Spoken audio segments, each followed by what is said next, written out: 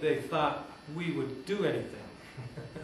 You know, they assigned us this job saying, okay, you know, they'll get busy, go over and do it, and they won't come up with anything. And what we came up with is a grassroots, community-driven plan that addresses things that I personally feel some of them are not in agreement with. As I told that, you know, the community policing section of the plan and our position on tourism, which, you know, we're in the CVB place here, right? So, you know,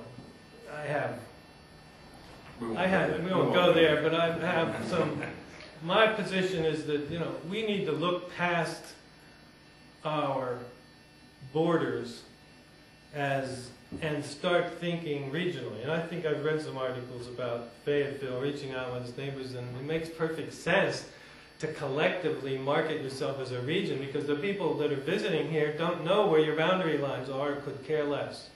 And they look at a region as what it has to offer within this area.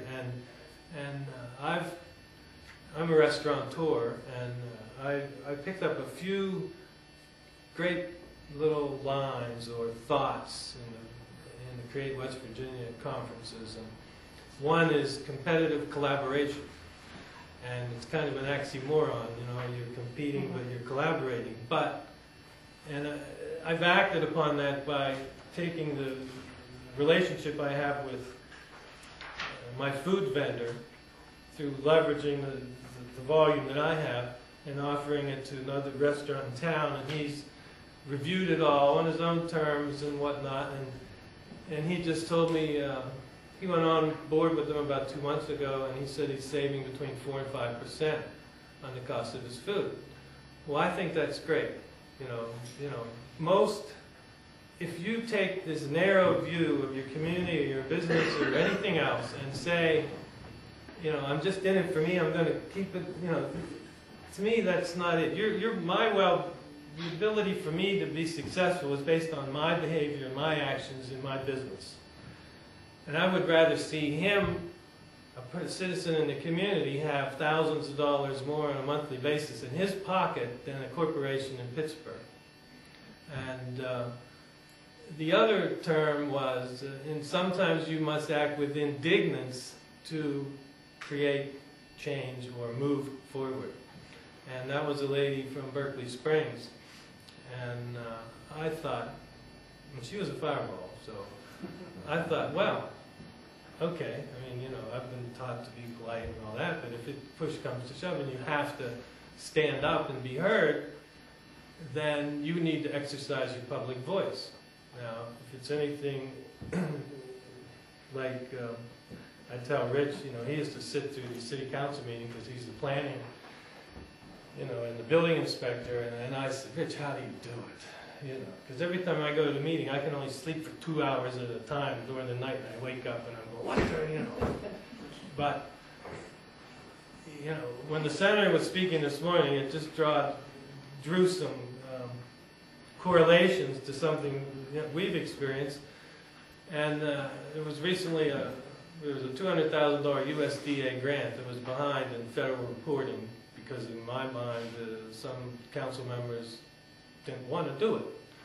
And, you know, I don't know why. I mean, I don't know why I do things, so I don't spend much time trying to figure out other people. But one of the members of our group is a political strategist. I guess that's a polite word. You hire him when you like running for office, and he tells you, you know, what to do. Well, we sent out a phone call to 5,000 people in our communities to 5 o'clock before the 7 o'clock meeting. Said, you know, there's a city council meeting tonight. You need to attend. There's a USDA grant that's, you know, behind, needs to be discussed, blah, blah, blah.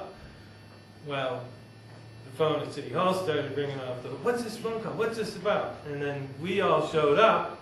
Well, lo and behold, it's a unanimous vote to go ahead and, you know, approve the grant and the money, the in-kind money, or the matching funds. And so we felt like something just happened here, you know?